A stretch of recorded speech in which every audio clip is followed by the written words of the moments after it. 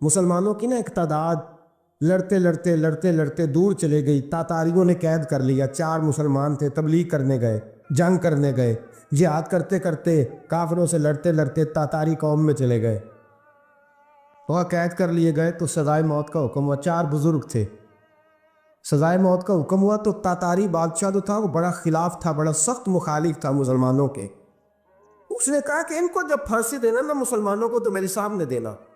اب 4 عالم ہے، 4 صوفی ہے، سفید داڑیاں، سر پہ امامے۔ پھانسی کا وقت آیا تو جو پھانسی گھاٹ ہے وہ ایک ہے، چاروں کو کٹھے پھانسی نہیں ہو سکتی۔ ایک کو کہا کہ ایک ایک کر کے ان کو پھانسی دو۔ جب پھانسی کا وقت آیا نا تو جو سب سے پیچھے سے ہوئی تھے وہ دوڑ کے آگے آئے، کہنے لگے بادشاہ پہلی باری میری لگا پہلی۔ اب بادشاہ نے کہا ٹھیک ہے اسے لٹکا دو۔ وہ قریب آئے تو دوسرے دوڑ آئے، کہنے لگے نہیں نہیں پہلی باری میں نے زیادہ کافر قتل کیے، میرا بڑا جرم ہے، مجھے پہلے سزا دو۔ ان کو پھانسی دینے لگے تو تیسرے آ گئے، کہنے لگے نہیں یہ تو میرا قتل کرتا تھا، رستے میں بتایا کرتا، ڈھونڈ کے میں بتلاتا تھا کہ یہاں زیادہ تعداد ہے، مجھے پہلے پھانسی دو۔ تیسرے کے ساتھ بات ہو رہی تھی تو چوتھا دوڑا آیا، کہنے لگا یہ رستے بتاتا تھا، یہ تبلیغ کرتا تھا، یہ سارا کچھ کرتا تھا، لیکن کہا یہ کہتے تھے چلو واپس چلتے ہیں، میں جانے نہیں دیتا تھا، میں کہتا تھا اور کافر مارنے اور علاقے فتح کرنے، میرا جرم بڑا ہے، مجھے پہلے پھانسی دو۔ بادشاہ کہنے لگا مجھے 35 سال ہو گئے حکومت کرتے، بڑی دنیا کو پھانسی دی ہے، لوگ تو ایک دوسرے کو دھکے لیتے ہیں کہ پہلے تو جا پہلے تو جا، اور تم کیسی قوم ہو کہ ایک دوسرے پہ قربان ہو رہے ہو۔ کہنے لگا تم ایک باپ کی اولاد ہو، جاگ رہے ہیں آپ لوگ؟ تاتاری بادشاہ، کافر بادشاہ، اسلام کی مخالفت کرنے میں ایک باپ کی اولاد ہو کا نہیں، ایک قبیلے کے رہنے والے ہو کا نہیں، ایک ملک کے رہنے والے ہو نہیں۔ اس نے کہا رشتہ کیا ہے تمہارا، رشتہ کیا ہے؟ تو بول کے کہنے لگے خدا ایک ہے، نبی ایک ہے، خدا ایک ہے اور نبی منفعت ایک ہے، اس قوم کی نقصان بھی ایک ہی، سب کا نبی اللہ بھی، قرآن بھی ایک۔ کیا ہی اچھا تھا ہوتے اگر مسلمان بھی ایک، یوں تو سید بھی ہو، مرزا بھی ہو، افغان بھی ہو، تم سبھی کچھ ہو، بتاؤ کہ مسلمان بھی ہو۔ فرمایا ہمارا اللہ ایک ہے، نبی ایک ہے، تو کہا پھر ایک دوسرے پہ جان کیوں دیتے ہو؟ فرمایا ہمارے نبی نے ہمیں بھائی بھائی بنا دیا ہے، بھائی کا دل نہیں کرتا اس کی آنکھوں کے سامنے بھائی چلا جائے، ہمارا دل نہیں کرتا پہلے مجھے دے پہلے مجھے دے۔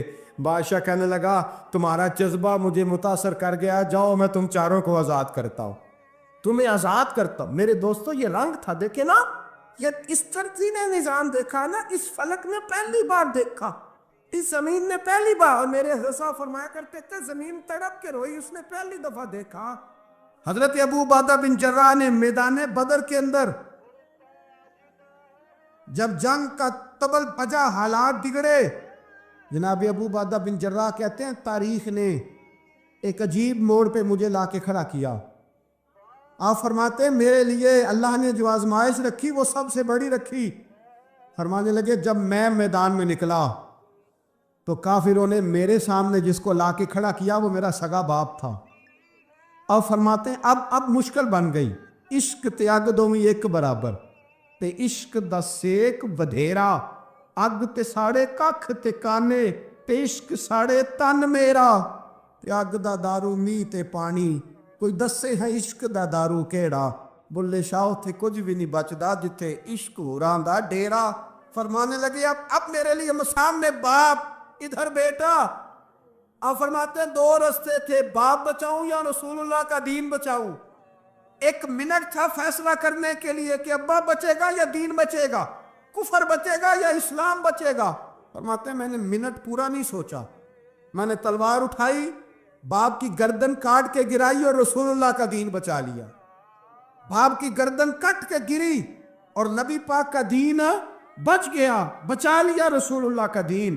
حضرت عمر نے ماموں کو مارا، حضرت مصعب ابن عمیر کہتے ہیں تاریخ مجھے بھی لا کے کھڑا کرتی ہے بدر کے میدان میں، تو کفر کا لبادہ اوڑھ کے جب سامنے آیا تو وہ میرا سگا بھائی تھا، سگا بھائی۔ حضرت عمر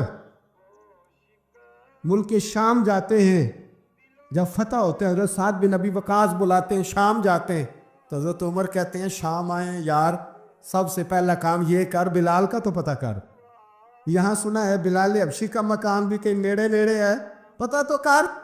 حضرت بلال حبشی حضرت سیدنا سعد کہنے لگے حضور بلا نہ لے، فرمایا نہیں، وہ مصطفیٰ کا غلام ہے تو میرا تو امام ہے، میں گھر ملنے جاؤں کا گھر رحماؤ بینہم، کالے رنگ کے حبشی غلام سیدنا بلال حبشی کو ملنے گھر گئے، اور جناب عمر جا کے بیٹھک میں انتظار کرنے لگے، گویا ڈرائنگ روم میں بیٹھے انتظار ہونے لگا۔ جناب سیدنا بلال آئے تو حضرت عمر اٹھ کے کھڑے ہوئے۔ ملک شام کے لوگوں نے یہ منظر عجیب دیکھا کہ جناب عمر فاروق ایک حبشی کے لیے کھڑے ہوئے، اور جب کھڑے ہوئے تو حضرت بلال کہنے لگے عمر بیٹھ جاؤ، یہ کیا کر رہے ہو؟ حضرت سیدنا عمر رو پڑے، کہنے لگے بلال تو حبشی پہلے تھا، جب سے رسول اللہ کا غلام بنا ہے ساری امت کا امام بن گیا، ساری امت کا تو امام بن گیا ہے جب سے تو نبی پاک صلی اللہ تعالی علیہ وسلم کا غلام بن۔ بھائی یاد رکھے، جب اشداء علی الکفار کی بات تھی تو اپنے سگے قتل ہو گئے، اور جب رحماء بینہم کی بات تھی تو پھر یہ نہیں دیکھا یہ حبشی ہے۔ توجہ ہے میری بات پر؟ جاگ رہے نا آپ لوگ؟ ادھر دیکھیں، پھر یہ نہیں دیکھا کہ یہ حبشی ہے، یہ رومی ہے، یہ کون ہے، پھر یہ دیکھا کہ یہ رسول اللہ کا غلام ہے صلی اللہ ہو۔ ہمارے ہاں تو نفرتیں پھیل گئی ہیں، وہ بس کرو جی بنگالیوں سے جان چھڑاؤ، وہ بس کرو جی فلانے سے، وہ بس کر یار، رہن سہن اپنا اپنا ہوتا ہے، لیکن مسلمان جس طرح کا بھی ہو اس کے ساتھ نفرت کرنے کی اجازت نہیں ہے۔ پہلی بات اشداء علی الکفار، دوسری بات رحماء بین، اب تیسری بات ہے تراہم رکعا سجدا یبتغون فضلا من اللہ ورضوانا۔ میں نے جو شروع میں بات کی تھی نا کہ اگر خانہ کعبہ میں 40-50 لاکھ حاجی مل کے دعائی مانگ لیتا، دعائی مانگ لیتا مل کے تو کمال ہو جاتا۔ حضرت ابو بکر صدیق رضی اللہ تعالیٰ عنہ سے کسی نے پوچھا تھا بدر میں فتح کیسے ہوئی؟ ابھی مسلمان کہتے ہیں نہیں جی کیسے لڑیں گے جی، ہمیں اپنا بڑا مسئلہ ہے۔ یہ کمزور لوگوں کی باتیں، کمزور جو خدا والے ہوتے ہیں ان کی یہ سوچ نہیں ہوتی۔ یہ آرزوئے کرم اور میں آپ سے کروں، یہ بھیک اس کو جی دیے جس کا خدا نہ ہو۔ یہ کمزور لوگ ہیں جو کہتے ہیں نہیں کیسے ہوگا، کس طرح ہوگا، جن کو پتا ہو کہ ہماری غیبی طاقت ہے، ہماری۔ حضرت ابو بکر صدیق رضی اللہ تعالیٰ پوچھا جناب بدر میں کیسے جیت گئے؟ تلواریں زیادہ تھی، نیزے زیادہ تھے، یا آپ کو جاسوسی زیادہ تھی، پتہ زیادہ تھا کہ یوں قابو آئیں گے کافر؟ تو ابو بکر صدیق فرمانے لگے نہ نیزوں سے جیتے نہ تلواروں سے جیتے، ہم جو بدر میں جیتے ہیں تو مصطفیٰ کی نمازوں سے جیتے، ہمیں جو بدر میں کامیابی ملی تو رسول اللہ کی دعاؤں کی برکت سے ملی۔ فرمانے لگے کافر ساری رات شرابیں پیتے رہے، ساری رات وہ ناچ گانے میں مصروف رہے، اور میں حضور کے خیمے میں موجود تھا، نبی پاک ساری رات نماز پڑھتے رہے، ساری رات حضور نماز پڑھتے رہے، ساری رات اللہ سے دعا کرتے رہے۔ فرمایا صبح جو کامیابی ملی تو یہ مصطفیٰ کی نمازوں کی برکت سے ملی۔ ایک بزرگ کی میں بات سن رہا تھا، وہ کہہ رہے تھے اب نمازیں، عبادتیں، ریاضتیں بعد میں کرنا، پہلے جہاد کرو۔ کہہ رہے تھے اب نکل کر خانقاہوں سے ادا کر رسم شبیری، عبادتیں، ریاضتیں، تلاوتیں، درود بعد میں ہوگا، پہلے جہاد۔ تو میں نے کہا صاحب عبادتیں، تلاوتیں، درود ہو کہاں رہا ہے، پہلے وہ جگہ تو بتائیں۔ خانقاہوں پہ تو عرس ہو رہا ہے، سال کے بعد ڈھول لگ رہا ہے۔ وہ جو زمانہ تھا نا کہ خانقاہ شریف پہ شام تک قرآن مجید ختم ہوگا، فجر کے بعد 50,000 درود پڑھا جائے گا، وہاں لوگ آئے ہیں تو وہاں ذکر کرتے کرتے لوگ اس قدر مست ہوئے کہ انہیں ہوش ہی نہیں کہاں کہ کہاں گئے، وہ تو دور ختم ہو گیا۔ اب کہاں ہے خانقاہ میں؟ اب تو نظر نیاز رہ گئی، ختم شریف رہ گیا، عرس پاک رہ گیا، باقی تو معاملہ ختم ہے۔ وہ کہاں گیا معاملہ سارا؟ بھائی دعائیں، التجائیں۔ شہاب الدین غوری سے پوچھا جناب فتح کیسے ہوئی؟ کہنے لگے خواجہ معین الدین اجمیری کی دعاؤں کی برکت سے۔ فرماتے ہیں بابا دعا مانگتا تھا، ہم جہاد کرتے تھے، اللہ کامیابی دے دیتا۔ بھائی وہ عبادت، وہ ریاضت، وہ مسلمان جو رات کو اپنے رب کو منا لیا کرتا تھا، وہ اپنی عبادت کے زور پر اللہ تبارک و تعالیٰ کی بارگاہ میں آہو زاری۔ حضور نے فرمایا الدعاء صلاح المومن، دعا مومن کا ہتھیار ہے۔ دعا مومن کا، بول کے بتانا ہے، دعا مومن کا۔ فرمایا مومن یہ ہتھیار چلا سکتا ہے، یہ ہتھیار کافر کے پاس موجود حضرت زید بن حارثہ رضی اللہ تعالیٰ عنہ کو نہ پکڑ کے کچھ کافر ان کو پکڑ کے لے گئے تو ایک درخت کے ساتھ باندھ لیا، کہنے لگے تمہیں قتل کریں گے، حضور کے صحابی ہیں رضی اللہ تعالیٰ۔ جب کافر آپ کو قتل کرنے لگا نا تو انہوں نے درخت کے ساتھ اچھی طریقے سے ٹانگیں باندھ لی، ہاتھ باندھ لیے، گردن باندھ لی، کہنے لگا بلا اپنے رب کو۔ تو حضرت زید رضی اللہ تعالیٰ عنہ فرمانے لگے میں تو شہید ہونے کو تیار تھا، لیکن تو نے آزمانے کا پروگرام بنایا تو ٹھیک ہے، میں پھر بلانے لگا ہوں اپنے رب کی مدد کو، اے اللہ مدد فرما۔ اس نے اتنی دیر میں تلوار نیام سے نکال لی، اے اللہ مدد فرما۔ اس نے جب تک دونوں ہاتھوں میں تلوار سونت لی، اے اللہ مدد فرما۔ جب تیسری بار آپ نے یہ کہا تو اس نے تلوار اٹھائی، کہا اللہ مدد فرما۔ حضرت زید رضی اللہ تعالیٰ عنہ کہتے ہیں جب چوتھی بار میری زبان سے لفظ نکلے، کافر کے ہاتھ میں تلوار تھی پر گردن بھی اس کی کٹ کے نیچے گر گئی، گردن کٹ کے اسی وقت نیچے گری۔ مجھے کسی نے کھولا، نہ مارنے والا نظر آیا، نہ گردن کاٹنے والا نظر آیا، نہ مجھے کھولنے والا۔ تو میں نے کہا آنے والے تو بتا تو سوئی تو کون ہے؟ تو کہنے لگے میں جبریل امین ہوں، میں جبریل امین ہوں، میں جبریل، مجھے دشمنوں نہ چھیڑو، میرا ہے کوئی جہاں میں، مجھے دشمنوں نہ چھیڑو، میرا ہے کوئی جہاں میں ابھی پکار لوں گا، نہیں دور ہے مدینہ۔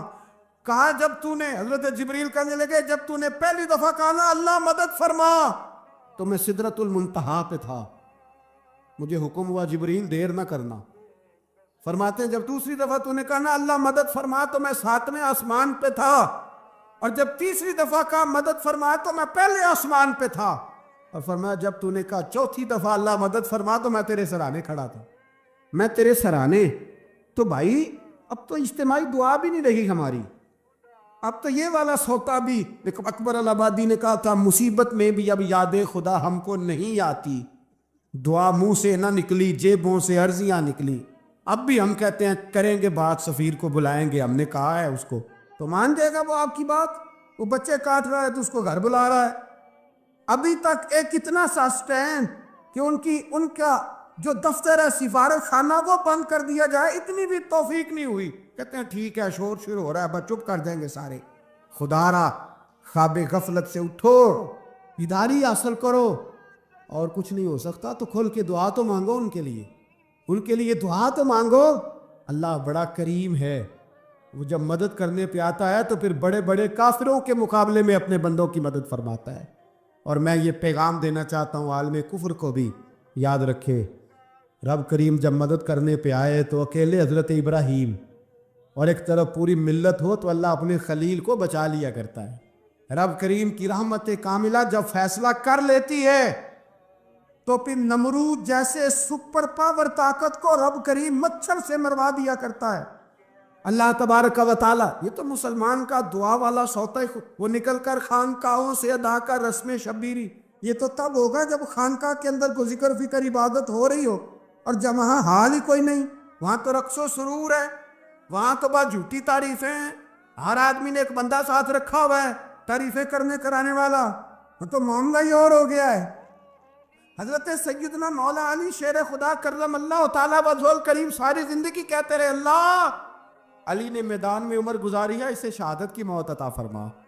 او بھائی یہ تو شہادتیں مانگنے والے۔ حضرت امام حسین میدان کربلا میں کھڑے تھے، شمر کہنے لگا حسین تیری چاروں جانب موت ہے، تو آپ فرمانے لگے تجھے ابھی ہمارا پتہ ہی نہیں، موت سے تو ہمارا پیار چلتا ہے، اور فرمایا یہ شہادت تو ہمارا پیچھا کرتی ہے، پہنچ جاتی ہے جہاں ہم ہوتے ہیں، موت سے ڈرا رہا ہے۔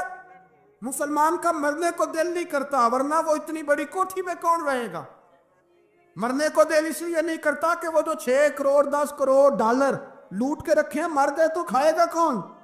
وہ فقیر فاقہ مست تھے، ان کا گھر ہی کوئی نہیں تھا، ان کے بینک بیلنس ہی کوئی نہیں تھے، وہ کہتے تھے گھر ہمارا ہے وہ جو ہمارے رب نے تیار کیا ہوا ہے، ہمارا بینک بیلنس ہے وہ جو ہمیں جنت میں جا کے ملے گا۔ ان کا تو یہ کھاتا ہی کوئی نہیں تھا، اس لیے وہ شہادت کی۔ حضرت عمر بن جموع رضی اللہ تعالیٰ عنہ میدان احد میں 4 بیٹے لے کے آئے۔ کتنے بیٹے؟ بول کے بتائیں۔ 4 بیٹے لے کے عمر بن جموع آئے، اور خود ایک ٹانگ سے لنگڑے سے آپ بھی ہیں, ٹانگ چوٹی ہے. حضور کے سامنے کھڑے ہوئے, کہا محبوبہ میرے 4 ہی تھے, میں 4 لے آیا ہوں, قبول کر لے. تو حضور نے فرمایا تو کیوں تلوار اوڑے آیا ہے, یہ تو نے کیوں گلے میں اسلحہ ڈالا ہوا ہے؟ کہا یا رسول اللہ میں نے بھی تو جانا ہے نا. تو حضور نے فرمایا 4 بیٹے جو ہیں. تو حضرت عمر بن جموح نے بات کی, صحابہ کہتے ہیں لبوں سے مسکرا رہے تھے, آنکھوں سے رو رہے تھے. کیا عجیب انداز ہے. حضور نے فرمایا عمر 4 بیٹا جو آ گئے تو رہنے دے. تو حضرت عمر رو پڑے, کہنے لگے محبوبہ کیا لنگڑے جنت میں نہیں جائیں گے؟ کیا حضور میں لنگڑا ہوں تو میرے لیے جنت کوئی نہیں؟ میرے حبیب پاک سید عالم صلی اللہ علیہ وسلم نے فرمایا عمر تو ضرور جنت میں جائے گا. کہا محبوبہ پھر بچے بعد میں جائیں گے, میں پہلے میدان میں جاؤں گا. مسلمان کی سوچ کے خلاف ہے یہ بات, یہ قرآن کی فکر کے خلاف ہے کہ اپنی فکر کرو. برما کے لیے, کشمیر کے لیے, فلسطین کے لیے بات نہ کرو, اپنی فکر کرو. یہ قرآن کی سوچ کے خلاف ہے, یہ قرآن کے پیغام کے خلاف ہے. اس لیے کہ اگر صرف اپنی بات ہوتی تو آمنو اور عامل الصالحات پہ بات ختم ہو گئی ہوتی, پھر بات آگے نہ چلتی. جب کہا گیا وتواصوا بالحق, حق بات کی تلقین کرنی ہے. اگر بات صرف اپنی ذات کی ہوتی تو ٹھیک ہو گیا تھا, نماز پڑھی, روزہ رکھا, حج کیا, ختم ہو گئی. لیکن میرے نبی پاک صلی اللہ تعالیٰ علیہ وسلم نے ارشاد فرمایا ایک بستی میں 2 3 4 نیک لوگ رہتے تھے. میرے پیارے کریم رسول فرماتے ہیں 3 4 بڑے پرہیزگار, متقی, صاف ستھرے صوفی صاحب, درویش صاحب, علامہ صاحب, بڑے جو کہتے تھے بالکل جی میں کوئی بات نہیں کرتا, کسی بادشاہ کو نہیں چھیڑتا, میں تو بس لوگوں کو اللہ اللہ بتاتا ہوں, میرا کوئی تعلق نہیں, کوئی مرے کوئی جیے. بڑے نیک, صاف ستھرے, پرہیزگار. باقی ساری بستی گناہ کرتی تھی. نبی پاک علیہ السلام فرماتے ہیں رب کریم نے کچھ عرصے تک مہلت دی, پھر مشیت خداوندی, اللہ کا قانون حرکت میں آیا تو کہا جبریل ساری بستی تباہ کر دو, تباہ کر دو.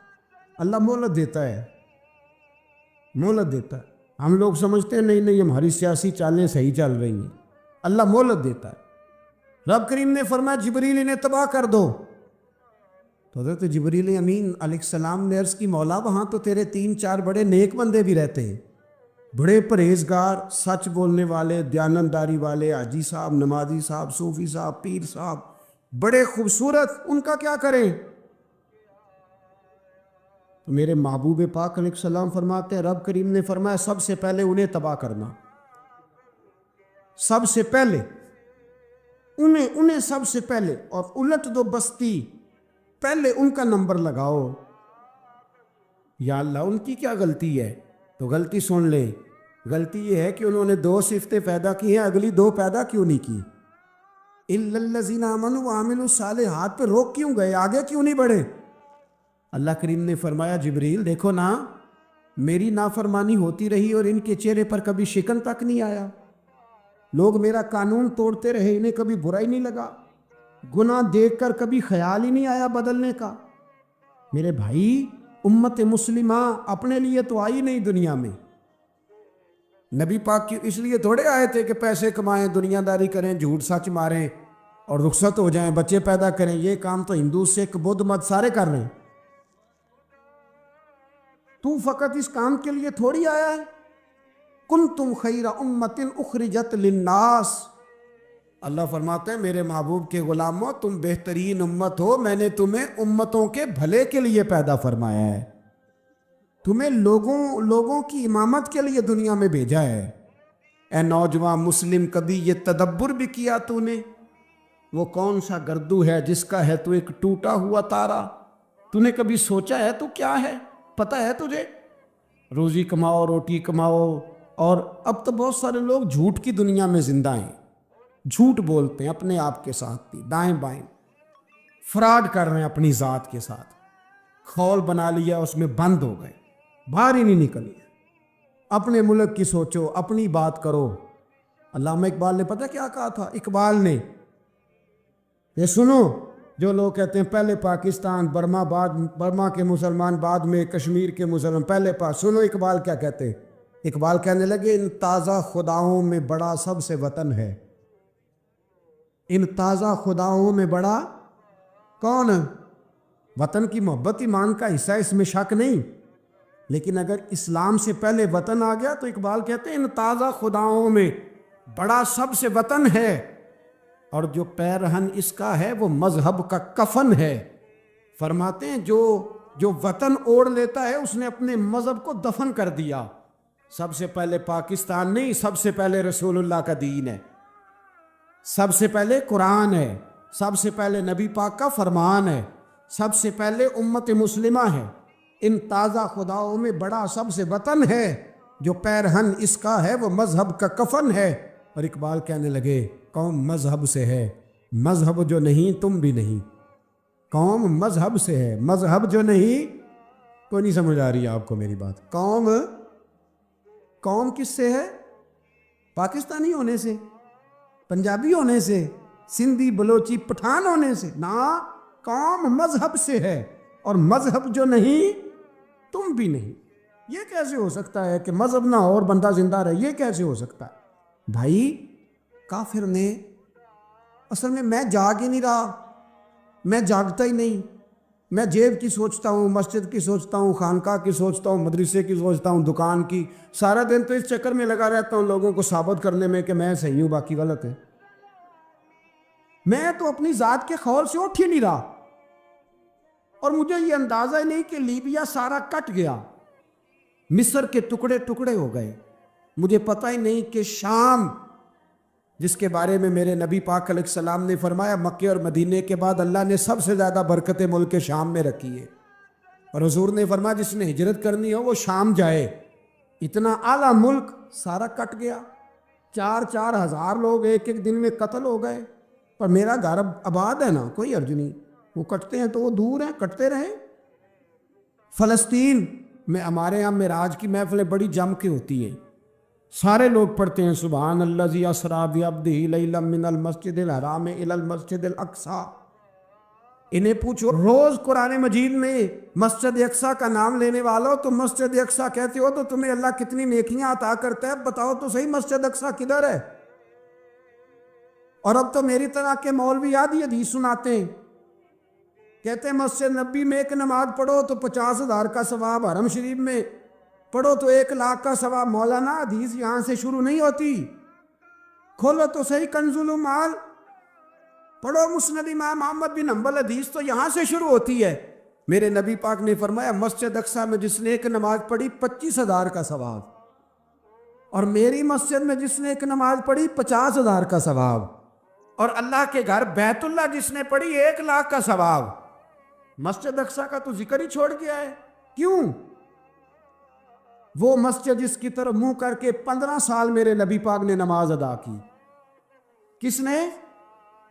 بولیے گا 15 سال تک، 2 ہجری میں 13 سال مکے میں، 2 سال مدینے میں، مسجد اقصی کی طرف جدھر منہ کر کے تیرے اور میرے رسول نماز پڑھتے رہے۔ آج وہ مسجد یہودی کے قبضے میں ہے، کئی جمعے تالا رہتا ہے، وہاں نماز نہیں پڑھنے دی جاتی۔ مجھے کیا لگے اس بات سے، میری مسجد میں تھوڑی لگا ہوا ہے۔ ایسی ہوا چلی ہے کہ ہر شخص سوچتا ہے تمام شہر جلے بس ایک میرا گھر نہ جلے۔ بھائی یہ وہ دور ہے جس دور میں ذرا سی بھی کسی شخص کو تکلیف ہوتی ہے تو عالمی میڈیا پہ بات جاتی ہے، موبائل جیبوں میں فوراً تصویریں کیش ہوتی ہیں۔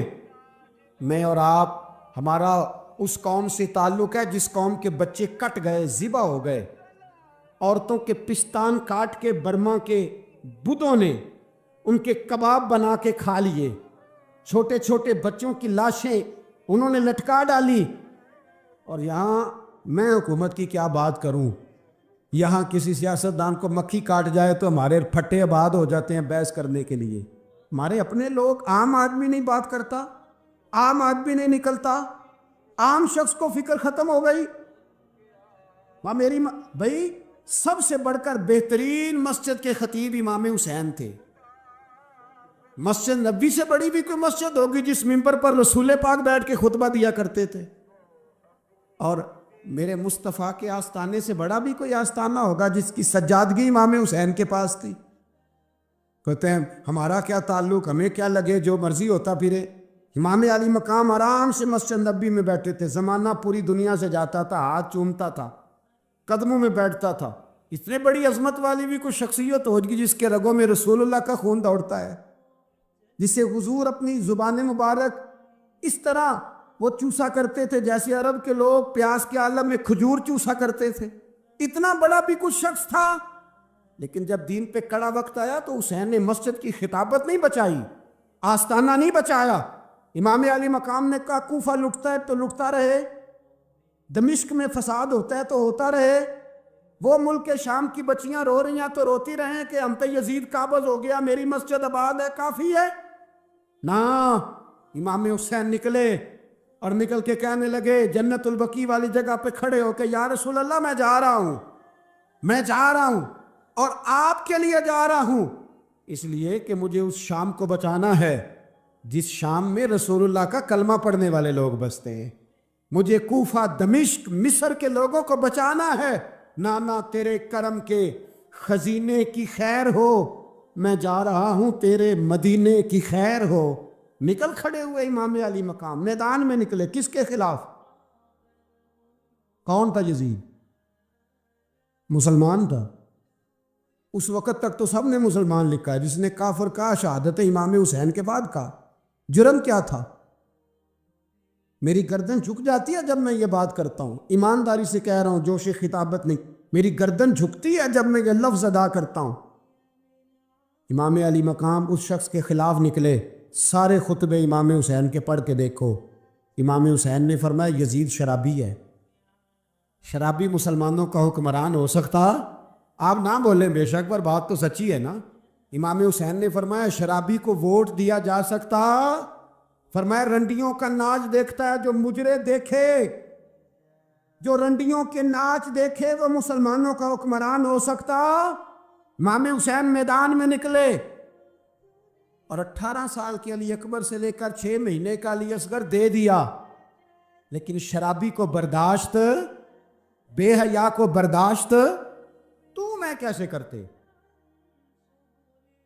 دوستی قاتل سے بھی، مقتول سے یارانہ بھی، اپنی جیب سے فلیکس سے چھپوا کے ظالموں، جابروں، بدماشوں کو ووٹ دیتے ہو۔ امام حسین کو تیری دیگ کی ضرورت ہے جو تو 10 محرم پہ پکاتا ہے، چاولوں کی ضرورت ہے جو تو نے 9 محرم کو پکائے، ان کو اس بریانی کی عادت تھی جو تو نے پکائی ہے۔ میرے گھر میں فلاں MNA MPA صاحب آ گئے تھے، امام حسین کے گھر کے اندر یزید نے پیغام بھیجا، اس نے کہا جیسے کہو گے کر لوں گا، جتنے پیسے کہو گے دے دوں گا، جتنی مسجدیں کہو گے بنوا دوں گا، جتنے ادارے کہو گے تعمیر ہو جائے، مجھے نہ چھیڑو۔ آپ نے فرمایا نا، مسجد مدرسے اس وقت آباد رہتے ہیں جب حکمران صحیح ہوتے ہیں، اور جب حکومتیں غلط ہوتی ہیں تو پھر مساجد آباد۔ اور آج دین نبی دا وانگ یتیمہ رووے تے کرلاوے تے آکھے میں کتھوں لبا عمر بہادر، میں کتھوں لبا عمر بہادر جڑا مینوں سینے لاوے۔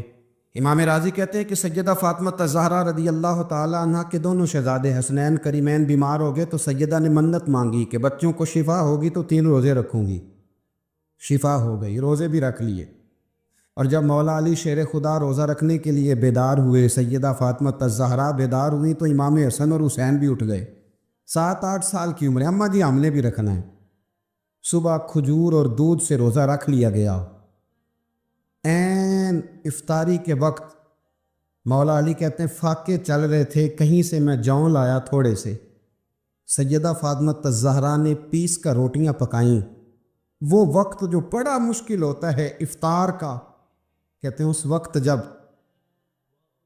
کھانے کے لیے بالکل ہاتھ آگے بڑھنے لگے اور امید تھی کہ ابھی سیدنا بلال اللہ اکبر کہیں گے تو روزہ کھلے گا، لیکن ابھی چند ہی منٹ رہتے تھے کہ دروازے پر ایک فقیر نے صدا دی، کہنے لگا سارے مدینے کے دروازے کھٹکھٹا آیا ہوں، قحط ہے، فاقہ ہے، اے رسول اللہ کے خاندان والو، میں یتیم ہوں، کسی نے بتایا ہے کہ اور کوئی دروازہ کھلے نہ کھلے سیدہ کا دروازہ تیرے لیے ضرور کھلے گا، کیا یتیم کو روٹی ملے گی؟ تو حضرت مولا علی نے بچوں کی طرف دیکھا ہی تھا کہ امام حسن ساری روٹیاں جا کے دروازے پہ دے آئے۔ کھجور اور پانی سے افطار ہو گیا. صبح پھر کھجور اور دودھ سے روزہ رکھا. امام راضی کہتے ہیں عین وہ وقت جب افطار کا ٹائم آیا تو پھر دروازے پہ کسی نے صدا دی.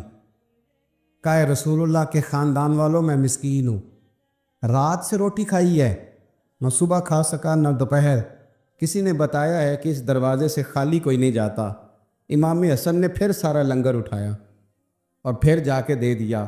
تیسرا دن پھر ہوا. مجھے لگتا ہے کہ جب افطار کا ٹائم آیا ہوگا نا تو یہ خود ہی سارے دروازے پہ دیکھتے ہوں گے, یہ کوئی آیا نہیں لینے والا ابھی تک. لگتا ہے کہ نظریں دروازے پہ تھیں. عین افطار کے وقت 3 روٹیاں جب جاؤں کی پک کے آئی, ایک بھکاری نے صدا دی. کہنے لگا میں قیدی ہوں, آج ہی قید سے رہائی ملی ہے. پہلے دن کسی کے دروازے پہ صدا ملی ہے, دی ہے روٹی ملے گی. امام حسن وہ کھانا دے کے واپس لوٹے. کھجور اور پانی سے افطار ہوا اور جیسے ہی مسجد نبوی میں تینوں باپ بیٹا نماز پڑھنے گئے تو مولا علی کہتے مجھے بتانا نہیں پڑا. رسول کریم نے میری طرف دیکھ کے فرمایا علی تیرا, فاطمہ کا, حسن اور حسین کا 3 دن والا عمل خدا کو بھی بڑا پسند آیا ہے اور محمد مصطفیٰ کو بھی بڑا پسند آیا ہے. وہ بڑا پسندیدہ عمل. میں کہتا ہوں کہ حضرت فاطمہ نے نا ان کی تربیت پہلے ہی کر دی تھی, 3 دن بغیر افطار کے روزہ رکھنے. وہ ٹریننگ گھر سے ہو چکی تھی. اب میدان کربلا میں 3 دن بھوکا پیاسا رہنا ان کے لیے مشکل نہیں تھا. حضرت جناب سیدہ زینب بنت ابی رافع کہتی ہیں کہ سیدہ فاطمہ الزہرا ایک دن اپنے دونوں شہزادوں کو لے کے, جب حضور کی طبیعت مبارک بظاہر علیل تھی جس میں حضور کا وصال ہوا, دونوں شہزادے لے کے سیدہ فاطمہ نبی کریم کی بارگاہ میں گئی. کہنے لگی یا رسول اللہ میرے بچوں کو کچھ دیجئے. سیدہ پاک تو حضور اٹھ کے بیٹھ گئے. اس کندھے سے امام حسن کو لگایا اور اس سے امام حسین کو لگایا اور فرمایا فاطمہ یہ جو میرا حسن ہے نا اس کو میں اپنی ہیبت اور سرداری دیتا ہوں, اور فرمایا یہ جو میرا حسین ہے نا حسین کو میں اپنی جرت اور سخاوت دیتا ہوں. میرا حسین جرت مند ہوگا اور سخی ہوگا. داتا گانج بخش علی حجویری. امام الاولیاء سید الاصفیاء داتا صاحب کشف المعجوب میں فرماتے ایک دن نا امام حسین کے پاس ایک شخص آیا بڑی دور سے کچھ مانگنے کا, حضور کچھ دیجئے. وہ شخص کہتا ہے کہ میرا ظرف یہ تھا کہ 4-5 دینار ملیں گے. تو امام حسین فرمانے لگے تھوڑی دیر بیٹھ جا, رزق آ رہا ہے. تو امام حسین کو حکومت وقت کی طرف سے نا 5 تھیلیاں ملی جس میں ایک تھیلی میں 500 اشرفیاں تھیں. 5 تھیلیاں آئیں لیکن اس کو آنے میں نا ذرا دیر ہو گئی. وہ 5 تھیلیاں جب آئی نا تو امام حسین اس کی طرف 5 تھیلیاں بڑھا کے نا, ذرا دیکھنا میری طرف غور سے, 5 تھیلیاں بڑھا کے نا تو فرمانے لگے میاں جتنا تجھے انتظار کرایا نا اتنی ہم تیری حاجت پوری نہیں کر سکے. تو یہ نہ محسوس کرنا کہ حسین کے دروازے پہ بیٹھا بھی رہا ہوں تو ملا کیا ہے. یہ نہ محسوس کرنا. وہ شخص کہتا ہے جب میں نے وہ تھیلیاں کھولی اور پھر میری نظر امام حسین پہ پڑی تو میرے اندر سے آواز آئی اگر حسین ابن علی اتنے سخی ہیں تو محمد عربی کتنے سخی ہوں. اگر یہ معیار ان کا ہے, ان کا یہ معیار ہے, اور خود بھیک دیں خود ہی کہیں منگتے کا بھلا ہو. خود کہنے لگے جتنا انتظار کرایا ہے اتنی تیری مدد کر سکے. یہ سخاوت کا معیار تھا, یہ طریقہ تھا. ایک دفعہ سیدنا امام حسین رضی اللہ تعالیٰ عنہ کہ گھر کے اندر نا 5000 دینار آئے. مسجد میں تھے, آپ کو 5000 دینار ملے تو امام زین العابدین کہتے ہیں کہ مسجد سے لے کر گھر آنے تک امام حسین نے 5 کے 5000 اللہ کے رستے میں خیرات کر دی. فرماتے میں نے کہا ابا جی 5 دینار کی گھر میں ضرورت تھی. مالاں والے سخی نہیں ہوندے تے سخیاں کل مال نہیں ہوندا. ایتھے اوتھے دوویں جہانی سخی کنگال نہیں ہوندا. کہا ابا جی 5 دینار کی گھر میں ضرورت تھی. تو کہتے ہیں مجھے فرمانے لگے بیٹا یہ جن کو میں نے دیا ہے نا یہ گھر کے لیے ہی دیا ہے, یہ گھر کے لیے ہی دیا ہے. جن کو دیا ہے تمہارا کیا خیال ہے, یہ باہر خرچ ہوا ہے, یہ گھر کے لیے ہی ہے. اس لیے کہ جب انسان دوسروں پر شفقت کرتا ہے تو اللہ اس کے گھر پہ رحمت فرماتا ہے. امام حسین کے مزاج میں پہلی بات میں نے ذوق عبادت کی عرض کی.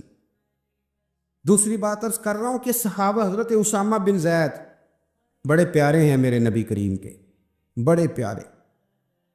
حضرت اسامہ بن زید کے بارے میں سیدہ عائشہ صدیقہ فرماتی ہیں ان کے ناک سے اگر ریٹھ نکلتی تھی تو اللہ کے رسول اپنے دستے مبارک سے صاف کر دیتے تھے، اور سرکار فرماتے تھے کہ اگر اسامہ لڑکی ہوتا نا، ان کے غلام کے بیٹے تھے حضرت زید بن عار، اگر یہ لڑکی ہوتا میں اسے زیور پہناتا۔ بڑے پیارے تھے، لیکن جب ان کا آخری وقت آیا نا تو 60,000 دینار کا قرضہ تھا۔ رشتہ داروں سے کہا، دوستوں سے کہا، یاروں سے کہا، پر قرض ادا نہیں ہو رہا تھا۔ حضرت اسامہ بن زید کہتے ہیں بڑا پریشان تھا۔ جب حد ہو گئی نا تو حضرت اسامہ بن زید فرمانے لگے جاؤ کوئی حسین ابن علی کو خبر کرو، ان سے کہو میں نا غلام ہوں آپ کے نانا کا، اور مقروض دنیا سے چلا گیا تو کیا بنے گا۔ امام حسین کو خبر ملی تو دوڑے آئے۔ لاجپال اس پیر کو نہیں کہتے جو تگڑا نذرانہ لے کے تو ماتھا چوم لے، لاجپال تو اس کو کہتے ہیں کہ جب ضرورت پڑے تو وہ سر پہ موجود ہو۔ حضرت سیدنا امام حسین تشریف لائے تو جناب اسامہ بن زید رو پڑے، کہنے لگے حضور میں نے نا غلامی کی ہے آپ کے نانا کی، اور اس غلامی پہ ناز ہے، اب 60,000 دینار کا قرضہ لے کے دنیا سے جاؤں گا تو میری قبر پہ بوجھ رہے گا۔ امام حسین خادم کو بھی کہہ سکتے تھے جاؤ گھر پیسے پڑے ہیں لے آؤ، امام حسین خود گئے، چادر اوڑھ کے تو اس کی اوٹ میں بکل میں 60,000 دینار چھپا کے لائے، اور جناب اسامہ بن زید کے سامنے رکھ کے کہنے لگے اسامہ یار پیسے رات کو ہی آئے تھے، میں سوچ رہا تھا مجھے تو ضرورت نہیں، اللہ نے کس کا نصیب میرے گھر میں بھیج دیا، مجھے تو حاجت ہی نہیں تھی، اب پتہ چلا پیسے تیرے تھے، اللہ نے حسین کی ڈیوٹی لگائی ہے کہ جا کے دے آ۔ حضرت اسامہ بن زید رو پڑے، فرمانے لگے اللہ آپ کو بہترین صلہ عطا فرمائے۔ امام بڑا ہی پیار کرتے تھے۔ گھوڑے پہ جا رہے تھے، کچھ فقیر غریب لوگ بیٹھ کے روٹی کھا رہے تھے، کہاں رہے تھے سڑک کے کنارے، تو امام زین العابدین فرماتے ہیں کہ جب امام حسین گزرے تو انہوں نے آواز دی حضور دل کرتا ہے ہمارے ساتھ بیٹھ کے روٹی کھائیں۔ کائنات کے مالک و مختار کے نواسے اور دنیا کے سب سے بڑے شہزادے گھوڑے سے اترے اور غریبوں کے ساتھ سڑک پہ بیٹھ گئے، روٹی کھانے لگے اور دیر تک کھاتے رہے، اور جب فارغ ہو گئے تو فرمانے لگے کھانے کی ضرورت بھی نہیں تھی، حاجت بھی نہیں تھی، پر تم نے آواز دی تو دل رکھنے کو بیٹھ گیا تھا، اگر اجازت دے تو چلا جاؤں۔ یہ مزاج تھا، یہ طبیعت تھی۔ آپ کے ایک بھائی ہیں چھوٹے، حضرت محمد بن حنفیہ نام ہے، حضرت مولا علی شیر خدا رضی اللہ تعالیٰ عنہ کی دوسری بیوی سے۔ ایک دن حضرت امام حسین ان کے گھر میں بیٹھے تھے تو کسی بات میں نا اختلاف رائے ہو گیا، تو امام علی مقام ناراض ہو گئے، فرمایا آج کے بعد تیرے گھر نہیں آؤں گا، رومال اٹھایا چلے گئے۔ لوگوں نے حضرت محمد بن حنفیہ رضی اللہ تعالیٰ عنہ سے کہا حسین تو ناراض ہو گئے، کبھی نہیں آئیں گے۔ آپ فرمانے لگے بھائی تمہارا ہے کہ میرا؟ جی بھائی تو آپ کے ہیں۔ فرمایا اگر کہو تو چند منٹوں میں حسین واپس آئے۔ جناب ناراضگی ہو گئی ہے۔ فرمایا ناراضگی ہوئی ہے، پر میں اس کے دل کی نرمی کو تو جانتا ہوں نا، اس کے مزاج کے اندر جو محبت ہے اس سے تو ابھی آئے۔ کہا جناب وہ کیسے؟ فرمانے لگے دیکھنا ذرا۔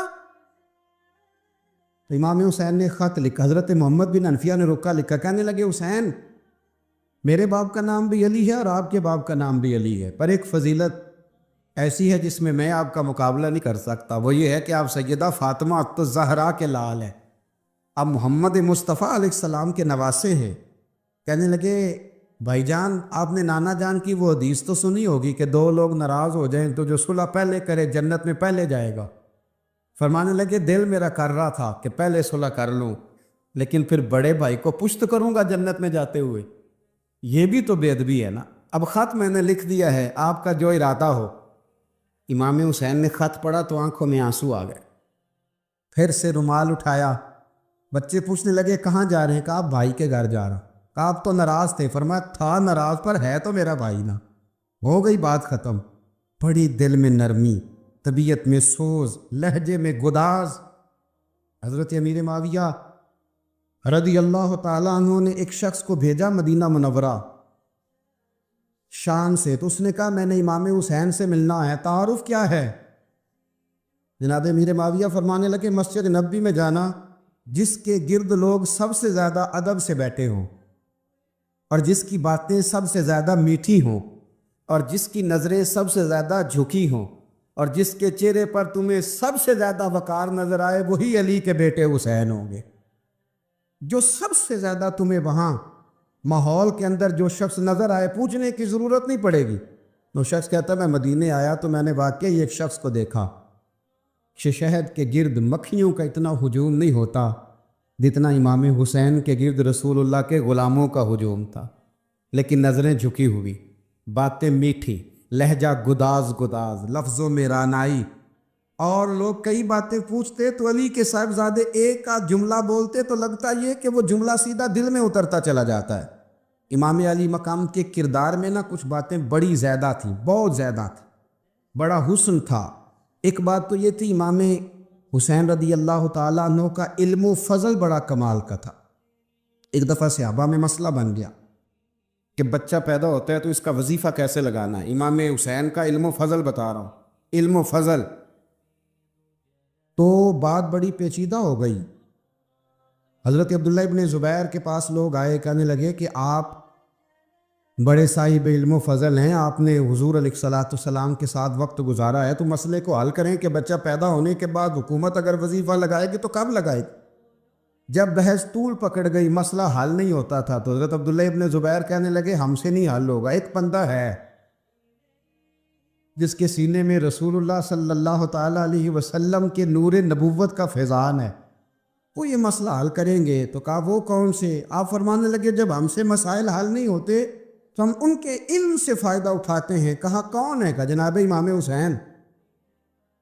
تو لوگ حضرت امام حسین کے پاس گئے. کہ حضرت یہ ایک مسئلہ الجھ گیا ہے کہ بچہ پیدا ہو تو وظیفہ کب لگانا ہے. فرمایا الجھنے والی بات ہی کوئی نہیں. پیدا ہونے کے بعد جب وہ پہلی دفعہ آواز نکالے تو اس کا وظیفہ لگا دو. اس کا مطلب یہ ہے کہ وہ دنیا میں آ گیا ہے، اس نے اپنے آنے کا اظہار کر دیا ہے، اعلان کر دیا ہے. اب اس کا وظیفہ لگا دو. تو اس پر پھر صحابہ کا اتفاق ہو گیا.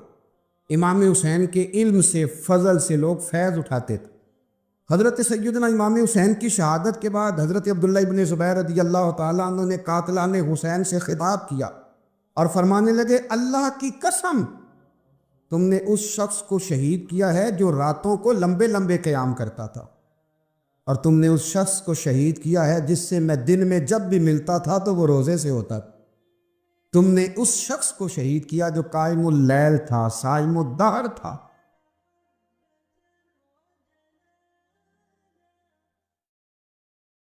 سکندر اعظم نے 32 سال کی عمر میں آدھی دنیا فتح کر لی تھی. تو لوگ پتہ کیا کہتے تھے؟ یہ وہ بندہ ہے جس کو تاریخ نے گریٹ کا لقب دیا ہے. لکی نہیں کہتے، ہم کہتے بڑا لکی ہے بھائی. لوگ کہتے تھے یہ مقناطیسی آدمی ہے، کبھی ناکام ہوا ہی نہیں. سکندر اعظم کبھی ناکام نہیں. جس علاقے اور عمر کتنی، اتنی کم عمری میں اتنی طرح نہیں، آدھی دنیا فتح کر لی. ملتان سے گزر رہا تھا تو اسے ایک تیر لگا. کچھ لوگ کہتے ہیں یہاں جیلم کے پاس لگا تھا.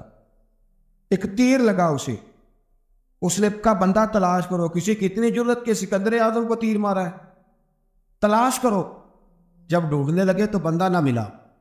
تو سکندر نے حکم دیا کہ جس کی آنکھ چمکتی ہے اسے قتل کر. مرد بھی مارے، بچے بھی مارے، بوڑھے بھی مارے.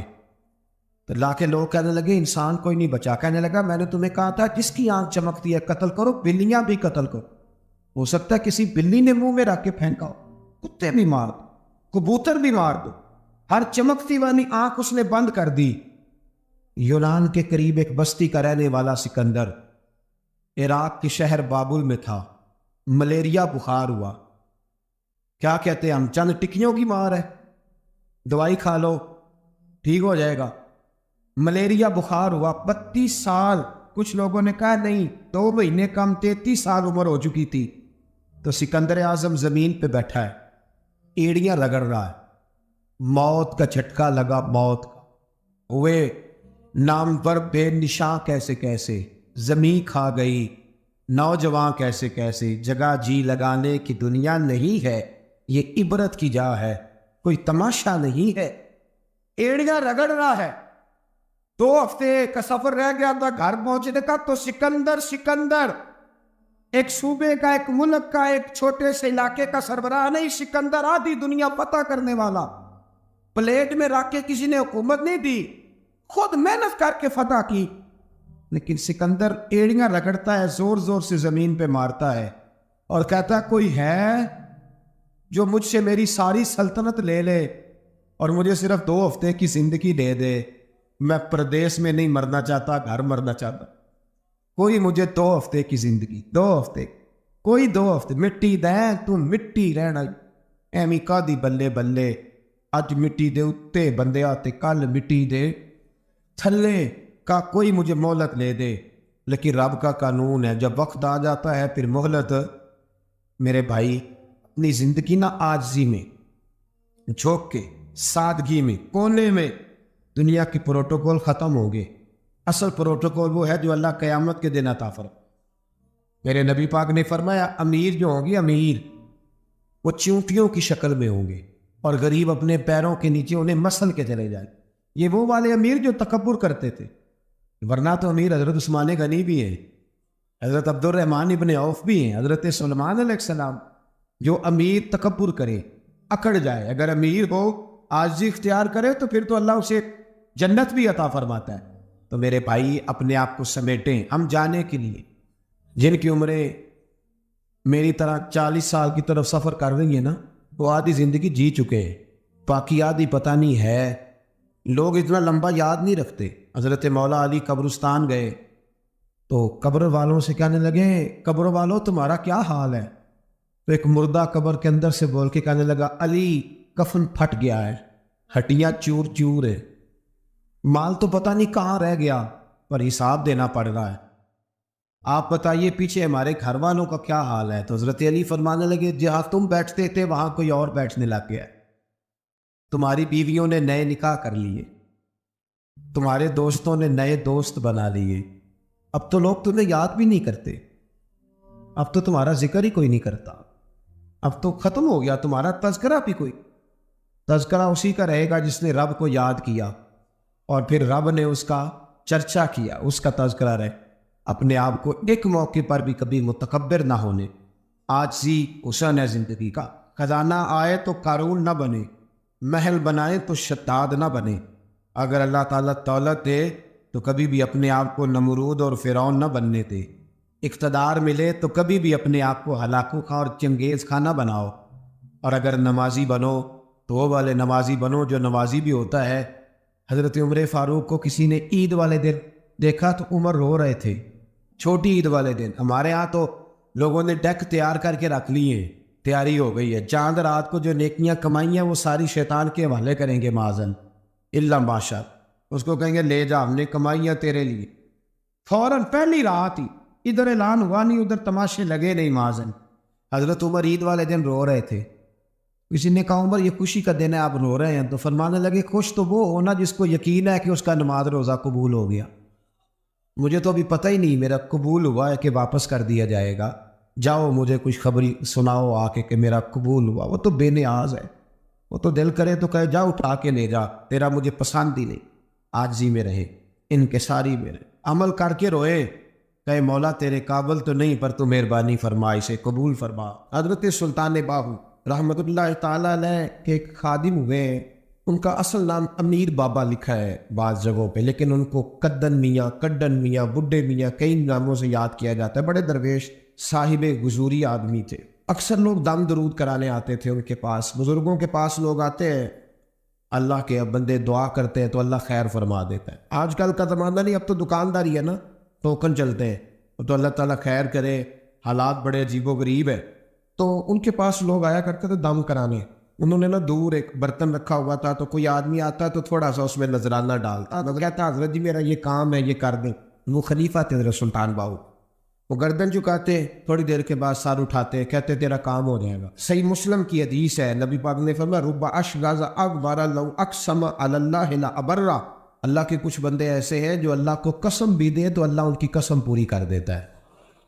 ان کے کپڑے مٹی سے بھرے ہوتے ہیں پر اللہ کو کہہ دے تو اللہ کر دیتا ہے. حضرت سلطان باہو کے وہ خلیفہ کہتے ہو جائے گا تو ہو جاتا. پھر کوئی بندہ آگے کہتا یہ نذرانہ ڈال دیا تو کام گردن جھکاتے, کہتے اپنے پیسے نکال کے لے جا, تیرا کام کوئی نہیں ہونا.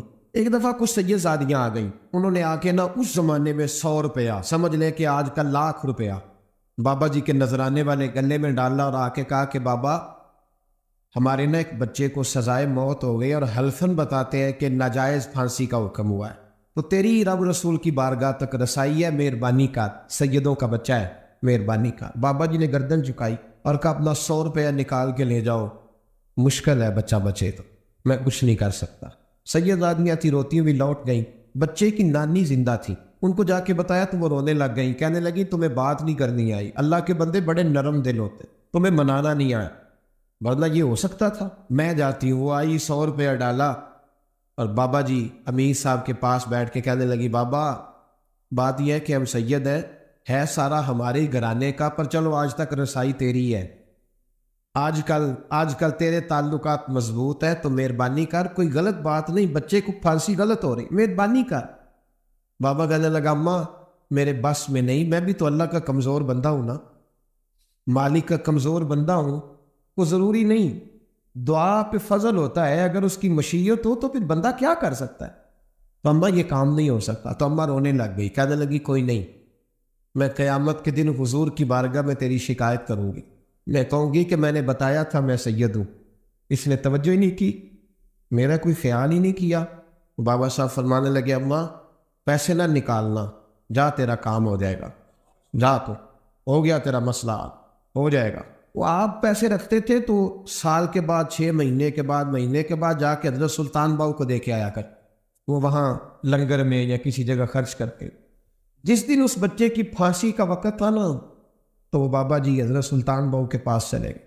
حضرت سلطان باؤ کے مزار پہ جو دوست گئے ہیں یا میرے ساتھ گئے ہیں وہ جانتے ہیں کہ گڑھ موڑ سے یوں مڑتے ہیں، آگے دربار ہے، تو گڑھ موڑ پہ حضرت سلطان باہو ان کے استقبال ان کو وہاں پتہ چل گیا کہ وہ آ رہا ہے، آئے دروازے گڑھ موڑ تک، مرید ساتھ تھے۔ حضرت سلطان باہو کہنے لگے یار تو نے اچھا نہیں کیا، اپنے خلیفے تو نے اچھا نہیں۔ کہنے لگے حضور چارہ کوئی نہیں تھا، سید زادیاں آ گئی تھی، حضور کا خاندان تھا، میں کیا کر۔ مرید کہتے ہمیں سمجھ نہیں آ رہی کہ یہ کیا ہو رہا ہے۔ کہنے لگے مجبوری تھی، کیا کرتا، کدھر جاتا، حضور کا خاندان تھا۔ کہا تو نے اچھا نہیں، کہتے ہمیں نہیں سمجھ آ رہی کہ تو نے اچھا نہیں کیا، وہ کہتے ہیں حضور کا خاندان تھا، اس کا معنی کیا ہے؟ کہتے تھوڑی دیر گزری، بچہ وہاں سے رہا ہو گیا، حضرت سلطان باہو کے خلیفہ کا انتقال ہو گیا، وہ وصال کر گئے، وصال ہو گیا۔ آپ نے جنازہ پڑھایا، دفن کیا، تو غلام کہنے لگے حضور یہ ماجرا کیا ہے؟ آپ فرمانے لگے اس نے اللہ کے حضور دعا کی تھی کہ مولا جناب اسرائیل نے اس دن کسی نہ کسی کی روح لینے جانا ہے نا، تو میری لے جائے۔ اب سید زادیاں دروازے پہ آ گئی ہے تو سادات کو تو خالی نہیں نہ بھیجا جا سکتا، مصطفیٰ کا خاندان ہے، حضور میری روح لے جائی جائے اور اس سید زادے کو چھوڑ دیا جائے۔ فرمایا اس نے اللہ کے حضور قربانی دے کے وَفَدَيْنَاهُ بِذِبْحٍ عَظِيمٍ۔ حضرت سلطان باہو رحمۃ اللہ علیہ کے جو والد تھے ان کا نام تھا حضرت بازید، جاگیردار تھے، دنیا دار تھے، بہت بڑے مالدار تھے۔ فرماتے مذہب کی طرف میرا رجحان نہیں تھا۔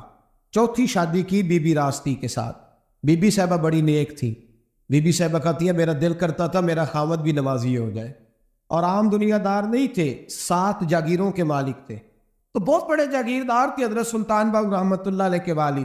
بی بی صاحبہ کہتی ہے نمازی بنانا تھا خامد کو۔ میں کونسلر صاحب نوں میں کیا ماشاء اللہ جیت گئے ہو؟ کہندے ہاں جی۔ میں کہندے جی کوئی حکم ہوئے تو میں دسو۔ میں کیا حکم ہے کہ تسی اپنے ہلکے دے بندیاں دی ڈیوٹی لانی، کہڑا نماز حاضری لانی ہے، کہڑا نماز پڑھنا ہوندا تے کہڑا نہیں ہوندا۔ کہنے لگے بڑے سیانے نکلے ہو، پہلا مینوں ہی مسیتے واڑ چھڑیا جی، میں جاؤں گا تو دوجیاں دی حاضری لاؤں گا نا۔ تو خاوند نمازی بنائے گا بیوی کو تو اس سے پہلے خود بنے گا تو بنائے گا نا جی۔ تو اگر خاوند کہتا ہے تو پڑھیا کر، میرے پیچھے نہ لگی کیونکہ جنی کو تو پڑھنی ہونی میں پڑھنی ہے نا۔ تو میں ایک دوست کو کہہ رہا تھا بچے وہ کام نہیں کرتے جو آپ کہتے ہیں، اور میں نے جمعے میں بھی کہا تھا بچے وہ کرتے ہیں جو ہمارا عمل دیکھ کے بچے چلتے ہیں، صرف بات پہ عمل نہیں کرتے۔ بی بی راستی کہتی ہے میں نے ٹھان لی کہ میں نے اس جگیردار کو، وڈیرے کو، اس موٹے بڑے چودھری کو میں نے نمازی بنانا اور بنا کے دکھانا ہے نمازی۔ بی بی صاحبہ کہتی ہیں کہ وہ جس خاتون کی بھی باری ہوتی تھی، 4 بیویاں ہوتی تھی، وہ اس کا حق ادا کرتے تو بعد میں اپنی خوابگاہ میں جا کے آرام کرتے۔ ان کا جو خادم تھا ملازم، وہ رات کو دودھ کا پیالہ انہیں دینے جاتا تھا، سونے سے پہلے ان کے پاس دودھ کا پیالہ پہنچتا تھا۔ بی بی صاحبہ کہتی ہیں میں نے رات کو ملازم سے کہا دودھ دینے تو نہیں جائے گا، میں جاؤں گی۔ کہ میں آدھی رات کو دودھ کا پیالہ لے کے حاضر ہوئی۔ تو کیسے آئی؟ میں نے کہا بی بی وہ آ گئی ہوں، تو اب مہربانی کریں میں نے کہا اگر اجازت دے تو آپ کے پیر نہ دبا دوں. چل دبا دے. بی بی کہتی ہے پیر دباتے دباتے میں نے کہا اگر اجازت دیں تو صبح نماز کے لیے جگا دوں. یہ نماز کی تبلیغ ہو رہی ہے. تو بابا جی پتہ کیا کہتے ہیں حضرت بازید؟ کہنے لگے تو مجھے جانتی نہیں، خبردار مجھے تبلیغ کرنے کی کوشش کی. اس گھر میں رہنا ہے تو سانس اونچا نہ لینا. پتہ ہے تو کس کے ساتھ بھی آئی؟ خبردار. کہتی میں چپ کر کے آ گئی. اگلے دن پھر دودھ لے کے پہنچ گئی تو انہوں نے آنکھ کھول کے دیکھا میری طرف، پھر آ گئی ہے. میں نے کہا میرے خاوند ہے، میرے سر کے تاج ہے، پیر دبا دوں؟ دبا دو. کہتے میں نے 10 منٹ پیر دبائے تو میں نے کہا اگر جان کی امان پاؤں تو فجر میں جگا دوں. میں نے جلال فرمایا. کہنے لگے تجھے کہا تھا نا کہ مجھے کسی کا مشورہ قبول نہیں، تو کون ہوتی ہے مجھے بات کرنے والی؟ چل دوڑ جا. بی بی صاحبہ کہتی ہے میں 10 دن جاتی رہی. کتنے دن؟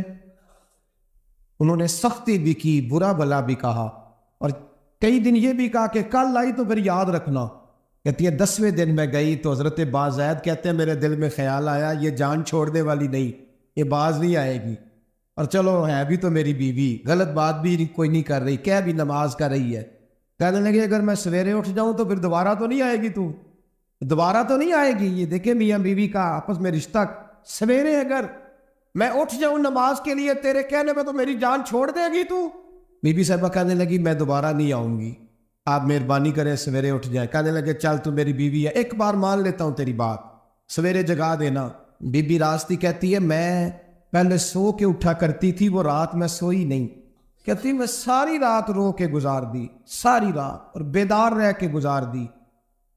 سویرے فجر کے وقت پانی گرم کیا، بغل میں مصلی لیا، خامد کو بیدار کیا، وضو کرایا، اور کہتی ہیں جب وہ اللہ اکبر کہہ کے سنتوں کی نیت باندھی تو میرے اس طرح آنسو گرے جیسے سیلاب آتا ہے اور دریا کا بند ٹوٹتا ہے. اور میں نے رو کے کہا مولا میرے اختیار میں یہیں تک تھا، میں مصلی پہ کھڑا کر سکتی ہوں، میں دل تو نہیں نہ بدل سکتی، وہ تیرے قبضے میں ہے، مقلب القلوب ہے، فضل کار اس کا دل بدل دے. فرماتی ہے میں روتی رہی، 2 رکعتیں پڑھ کے میری طرف دیکھا تو فرضوں کی نیت باندھ لی، اور 2 فرض پڑھ کے پھر میری طرف دیکھا. کہنے لگے خبردار سویرے جگانے آئی تو؟ میں نے کہا جی نہیں جگاتی. میری طرف دیکھ کے کہنے لگے تو نہیں جگائے گی آج کے بعد میں تجھے نماز کے لیے جگاوا کروں گا، میں تجھے جگاؤں گا. آپ فرمانے لگی وہ نمازی بن گئے، میں پہلے ہی نمازی تھی. جب ان 2 نمازیوں کا ملاپ ہوا تو اللہ نے سلطان باہو جیسا بیٹا. حضرت عمر بن عبدالعزیز عراق میں رہنے والی ایک عورت تھی. اس عورت کا خامد فوت ہو گیا تو 5 بچیاں یتیم تھی. وہ عراق سے چلی اور جناب عمر بن عبدالعزیز کے پاس آئی کہ آپ میری بچیوں کا وظیفہ لگا دیں. وہ کہتی ہے جب میں پہنچی نا یہاں تو اب تو استقبال، آنا جانا بڑے معاملات ہے.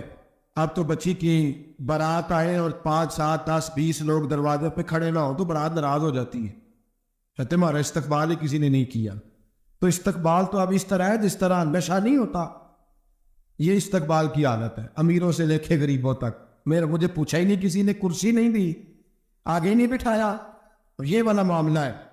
اور میں میری طرح کے لوگ نیک لوگوں کی بات نہیں کرتا. اب تو ہم دیکھتے فلاں مولانا کا استقبال ہو رہا، فلاں کے لیے لوگ کھڑے ہو رہے ہیں، نعرے لگ رہے ہیں. اور اب تو میں دیکھتا ہوں ایسے ہاتھ لہراتے ہیں صوفی اور درویش کہلانے والے، جیسے سیاسی لیڈر لہرایا کر. یہ کیا طریقہ ہو؟ یہ کون سا طرز زندگی؟ میرے نبی پاک صلی اللہ علیہ وسلم نے فرمایا جو خواہش کرے کہ میں آؤں اور لوگ کھڑے ہوں وہ تو جہنمی ہے، تو دوزخی ہے. سارے وہی طریقے ہمیں اختیار کرتے جا رہے ہیں، وہی پروٹوکول ہے ہر جگہ. وہ لوگ جن کے دروازے کھلے ہونے چاہیے تھے وہاں بھی ہر وقت کے لیے معاملات طے ہو گئے. یاد رکھیں میرے نبی پاک علیہ الصلوۃ والسلام نے جو تعلیمات دی، حضرت عمر بن عبدالعزیز رحمۃ اللہ تعالیٰ علیہ. عورت کہتی ہے میں پہنچ گئی، میں نے لوگوں سے پوچھا گھر کہاں ہے، تو کہا وہ جہاں بوری لٹک رہی ہے نا باہر ٹاٹ کا پردہ لگا ہوا ہے وہ حضرت عمر بن عبدالعزیز کا گھر ہے. کہتی ہے میں دروازے پہ دستک دی، ایک عورت نے دروازہ کھولا تو مجھے بی پی جال کے اندر بلایا. تو ان کے گھر کے اندر جب میں داخل ہوئی تو بڑا سارا سین تھا، ایک جانب کنواں لگا تھا، ایک طرف ایک بڑا درخت تھا، اور ایک چھوٹا سا بنائی ہوئی تھی جگہ برتن دھونے کے لیے. اور بی بی نہ برتنوں کو مٹی لگا کے صابن لگا کے بیٹھی ہوئی تھی، کام کر رہی تھی وہ عورت. مجھے اس نے درخت کے نیچے بٹھایا، پانی پلایا. کیسے آئی ہو؟ میں نے کہا امیر المومنین سے ملنا ہے. کہنے لگی بیٹھو تھوڑی دیر میں آ جاتے.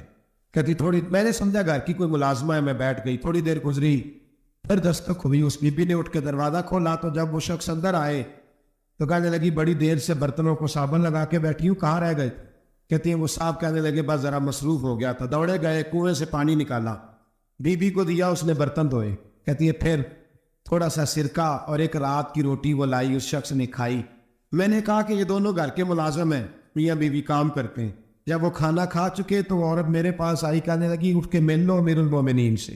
میں نے کہا کون امیر المومنین؟ تو کہنے لگی کب سے تو آئے ہیں, یہ جس نے کنویں سے پانی نکالا یہی مسلمانوں کا امیر ہے, اور یہ جس نے درخت کے نیچے بیٹھ کے سرکے سے روٹی کھائی ہے یہی. یہ فرشتوں کی داستان نہیں, یہ وہ لوگ ہیں. میں رات کو بھی کہہ رہا تھا ایک جگہ پہ کہ یہ لوگ جو ہے نا جن کا آپ روز شکوہ کرتے ہیں حکومتیں بڑی خراب ہیں, یہ کوئی نہیں خراب, بالکل خراب نہیں. اتنے سیاسی لیڈر ہیں سارے صحیح ہیں, خراب وہ لوگ ہیں جو انہیں ووٹ دے کے لیڈر بناتے ہیں. بالکل خراب نہیں. میں تو ان کے حق میں ہوتا جا رہا ہوں. ناراض ہو گئے نا آپ لوگ, اللہ کرے تسی ہو جاؤ تو اگلے الیکشن سے سیانے میں ہو جاؤ, آمین تو کہہ دیں. میں نے کوئی مشورہ نہیں دینا, اس لیے کہ میری نظر میں کوئی ایسا شخص نہیں جس کے لیے میں آپ سے کہہ سکوں کہ ووٹ دے. اور ہم تو ایسی بات کریں تو کئی لوگ ناراض ہو کے چلے جاتے ہیں, لیکن کوئی پرواہ نہیں, اس لیے کہ یہ دین میرے نبی پاک کا دین صرف مسجد کا دین نہیں. انشاءاللہ آئندہ جمعہ نظریہ پاکستان بیان کروں گا اور بتاؤں گا کہ پاکستان کا مطلب کیا, لا الہ الا اللہ محمد رسول اللہ صلی اللہ علیہ وسلم. حضور کا جو قرآن نافذ ہوگا مسجد میں, وہ قرآن کچہری میں بھی نافذ ہوگا انشاءاللہ. اور وہ قرآن نافذ ہونے آیا ہے, اسمبلیوں میں وہی قرآن نافذ ہوگا انشاءاللہ. اور یہی چراغ جلے گا تو روشنی ہو. بیان کریں گے اور ڈٹ کے بیان کریں گے, آپ کو بتائیں گے. جو بات سمجھا رہا ہوں فی الوقت وہ سمجھے. مجرم وہ نہیں جو بڑا بن کے لوٹتا ہے, مجرم وہ ہے جو اس کو سپورٹ کرتا ہے, جس نے اسے بڑا بنایا ہے. یہ یاد رکھ لیں, ہماری کوئی بچت نہیں ہوگی ہم سے پوچھا جائے. ہم سارے کچہری میں کھڑے ہوں گے, اللہ سوال کرے گا کہ تم بتاؤ تم ان کے مددگار کیوں بنے تھے, تم سپورٹ کیوں کرتے تھے, یہ پوچھا جائے گا اور ہم نے جواب دینا ہے. بہرحال عام دام برسر مطلب جناب عمر بن عبدالعزیز رحمۃ اللہ علیہ کے وہ بی بی کہی تو کہنے لگی کہ یہ امیر المومنین نے کہا. اٹھ کے حاضر ہوئی, کہا حضور میں عراق سے آئی ہوں, میرا خامد فوت ہو گیا, میری 5 بیٹیاں ہیں, وظیفہ لگا دے. وہ بی بی کہتی ہے میرا دل تھا کہ یتیم بچیوں کا 100 دینار سال کا لگا دیں گے تو بڑی بات ہے. کہتی ہے جب میں ان کے پاس گئی تو حضرت عمر بن عبدالعزیز کو بتایا تو وہ رونے لگ گئے اور مجھ سے معافیاں مانگنے لگی. میں نے کہا حضور آپ کیوں معافی مانگتے ہیں؟ تو کہنے لگے اس لیے معافی مانگ رہا ہوں کہ تو میری رعایا میں تھی اور تیری 5 بچیاں یتیم تھی, تجھے خود چل کے آنا پڑا ہے. میرا کام تھا تیری خبر لیتا, معاف کر دے اللہ کی رضا کے لیے. انہوں نے وظیفہ لکھنا شروع کیا تو میری ایک بچی کا 1000 دینار سال کا لکھا. میں نے کہا اللہ تیرا شکر ہے. پھر دوسری بچی کا 1000 لکھا تو میں نے کہا اللہ تیرا شکر ہے. تیسری کا 1000, چوتھی میں نے کہا شکر ہے. جب چوتھی کا لکھا تو میں نے کہا اللہ آپ کا اقبال بلند کرے, اللہ آپ کو ہمیشہ اسی طرح پھلتا پھولتا رکھے. کہتے ہیں جناب عمر بن عبدالعزیز نے قلم رکھ دیا, فرمانے لگے میں 5ویں کا وظیفہ نہیں لکھوں گا, 4 بہنوں سے کہنا بانٹ کے اسے بھی دے دیں. کہا حضور کیوں؟ آپ فرمانے لگے جب تک تو اللہ کا شکر ادا کر رہی تھی میں بھی رب سے جڑا ہوا تھا اور اللہ سے ڈر کے لکھ رہا تھا. اب تو نے میری تعریف کی ہے, اب میری ذات آ گئی ہے, اب میں اگر یہ وظیفہ لکھوں گا تو اس سے اللہ راضی نہیں ہوگا, اس سے میرے نفس میں ریا پیدا ہوگی. اب میں 5ویں کا نہیں لکھوں گا, جا اور جا کے عراق کے گورنر کو دے. بی بی کہتی ہے میں گھوڑے پہ بیٹھی اور میں چند دنوں کے بعد عراق پہنچی. جب سویرے آ کے میں نے والی عراق کو رکا دیا تو وہ چیخ مار کے رویا. میں نے کہا کیا ہوا؟ تو کہنے لگا بی بی آج رات کو حضرت عمر بن عبدالعزیز کا انتقال ہو گیا, فوت ہو تو انتقال کر. کہتی میں بھی تڑپ کے روئی. میں نے کہا میری یہ 3 بچیوں کا کیا بنے گا؟ تو وہ گورنر کہنے لگا تیرے وظیفے جاری رہیں گے, تجھے ملتے رہیں گے. تو کہنے لگی کیسے؟ کہنے لگا میں اگر تو گورنر رہا تو تیرا وظیفہ جاری رہے گا, اور اگر گورنری سے اتر بھی گیا تو میں ذاتی طور پہ مالدار ہوں, پھر بھی تیری بچیوں کے ماہانہ پیسے پہنچتے رہیں گے. میں نے کہا تو کیوں دے گا؟ کہتی وہ رو پڑا. کہنے لگا اگر امیر حضرت عمر بن عبدالعزیز جیسے ہو تو پھر اللہ گورنروں کے دلوں میں بھی رحم ڈال دیا کرتا ہے, پھر میرے جیسے لوگوں کو بھی وہ بدل دیتا ہے. حضرت عمر بن عبدالعزیز گھر آئے, 3 بیٹیاں تھیں. ایک کو آواز دی وہ آئی تو اس نے منہ پہ ہاتھ رکھا ہے, دوسری کو آواز دی وہ آئی تو منہ پہ ہاتھ رکھا ہے, تیسری کو آواز دی تو منہ پہ ہاتھ رکھا ہے. آپ نے اپنی بیوی سے کہا کہ یہ بچیاں منہ پہ ہاتھ کیوں تینوں نے رکھا ہوا ہے, کیا بات ہے؟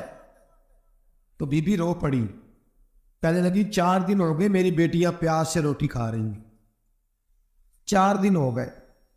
ان کے منہ سے بدبو آتی ہے، اس لیے وہ آپ کے سامنے آتی ہیں تو منہ پہ ہاتھ رکھ لیتی ہیں 4 دنوں سے۔ بی بی رو رہی ہے، حضرت عمر جلال میں آ گئے، آپ فرمانے لگے تو یہ رو رہی ہے، تو روئی ہے، تو نے میرے گھر میں رہ کے اللہ کی ناشکری کی ہے، تو شکر ادا نہیں کرتی کہ 3 وقت پیاز اور روٹی تجھے گھر کی 4 دیواری کے اندر مل جاتا؟ رو رہی ہے، اور میں میرے ساتھ باہر نکل، مجھے وہ لوگ دکھاؤ جو جھوپڑیوں میں رہتے ہیں اور مانگ کے کھاتے ہیں، تجھے دکھاؤ اتنی ناشکری کہ گھر کے اندر پیاز پہنچ رہا ہے، روٹی پہنچ رہی ہے، اور تو کہتی ہے میری بیٹیاں پیاز سے کھاتی ہیں، شکر کر فاقے نہیں کاٹنے پڑے۔ پھر اگلے لفظ کہے تو رو پڑے، فرمانے لگے میں نے تو مصطفیٰ کے وہ حالات بھی سنے ہیں جس میں کئی دن بی بی فاطمہ نے فاقے کی، تو گھر کے اندر پیاز پہنچ رہا ہے تو ابھی بھی سادگی، عاجزی اور قناعت نعمت تھی ان لوگوں کی۔ ہمارے ہاں روز شکوا ہے، کس بات کا؟ گاڑی کوئی نہیں، روز رونا ہے، کس بات کا؟ بنگلہ کوئی نہیں، روز رونا ہے، کس بات کا؟ بینک بیلنس کوئی نہیں، 10 جوڑے کیوں نہیں عید پہ آئے؟ اور یہ صرف عورتوں کا مسئلہ نہیں، ہمارے اندر بھی یہ بات بدرجہ اولا، ہم روز اپنے آپ کو مسکین کہتے ہیں، غریب کہتے ہیں، ناچار کہتے ہیں، مجبور کہتے ہیں۔ کبھی دیکھو جو جھونپڑیوں میں رہتے ہیں، کبھی پلٹ کے دیکھو لوگوں کی طرف جو پیدا ہوئے تو آنکھیں کوئی نہیں تھی، ہاتھ کوئی نہیں تھے، پیر کوئی نہیں، وہ دیکھو جو پیدا ہوئے تو سر پہ باپ کا سایہ کوئی نہیں، کیسے کیسے لوگ وقت گزار رہے ہیں۔ ہم روز آ کے کہتے ہیں کاروبار ٹھنڈا ہو گیا ہے، حالات بڑے خراب ہو گئے، ہم بڑے مجبور۔ کیا ہو گیا صاحب؟ اللہ کے دن ہے سارے، اللہ کے دن ہے، وصل اچھا ہے نہ فراق اچھا ہے، یار جس حال میں رکھے وہی حال اچھا ہے۔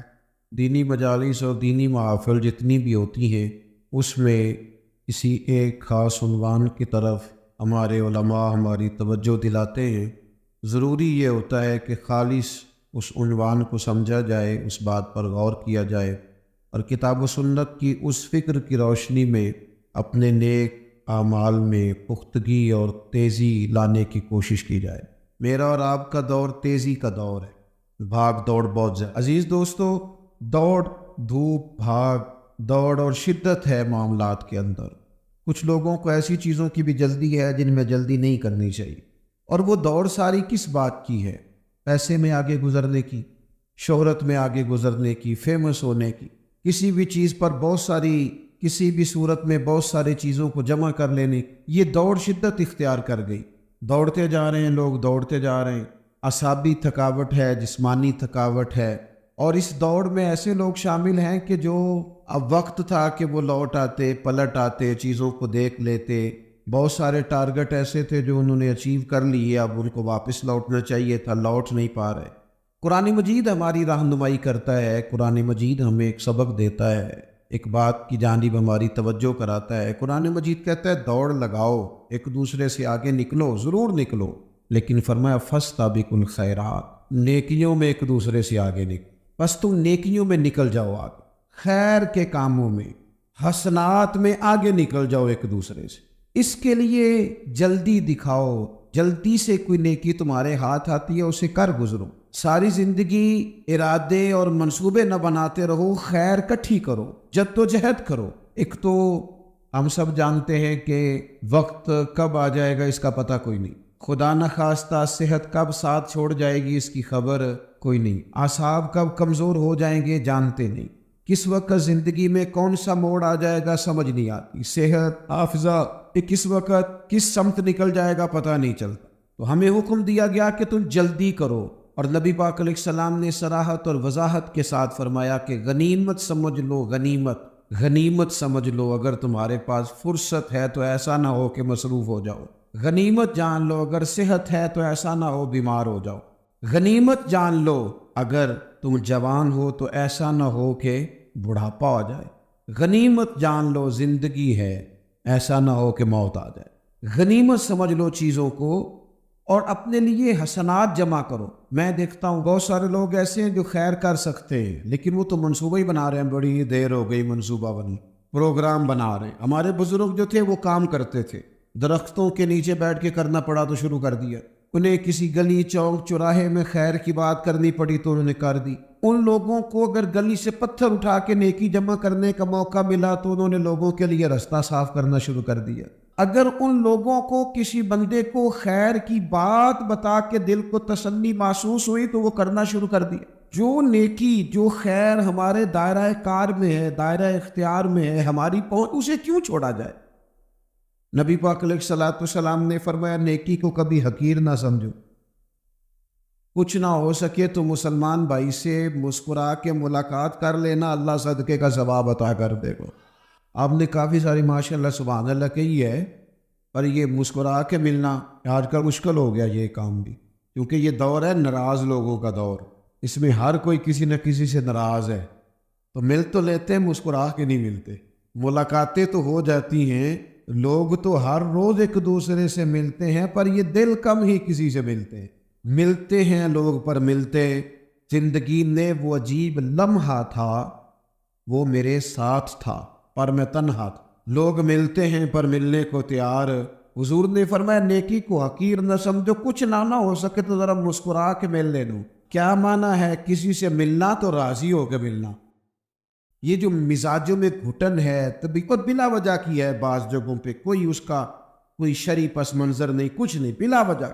نیکیوں میں ذرا جد و جہد کی جائے، کوشش کی جائے، حصول حسنات میں کوشش کی جائے۔ ہم نہ بڑے سست ہیں، دنیا کے معاملے میں چست ہیں اور خیر کٹھی کرنے میں سست ہیں۔ جلد از جلد آپ دیکھیں ہمارے بزرگوں نے بہت زیادہ کام کیا ہے، بہت زیادہ۔ اس کی وجہ یہ تھی کہ وہ دوسروں کے کام پہ نہیں توجہ دیتے تھے، اپنے کام پہ توجہ دیتے۔ آج کل ہمارا یہ مسئلہ ہے کہ ہم نیکی اس لیے نہیں کر پاتے کہ ہماری اپنے کام پہ توجہ کم ہوتی ہے، دوسرے پہ زیادہ ہوتی ہے۔ نتیجہ کیا نکلتا ہے؟ دوسرے کئی دفعہ آگے نکل جاتے ہیں، اور ہم جو بھی منصوبے بنا رہے ہیں، پروگرام طے کر رہے ہیں، وہ معاملہ پیچھے رہ جاتا ہے۔ تو زندگی میں جلد از جلد خیر جمع کرنے کی کوشش کرنا، جلد از جلد۔ امام بخاری کی عمر 65 سال ہوئی ہے، اور قرآن مجید کے بعد وہ صحیح ترین کتاب امت کو دے گئے۔ کو بہت لمبی عمر نہیں، 62 سال عمر مبارک پائی۔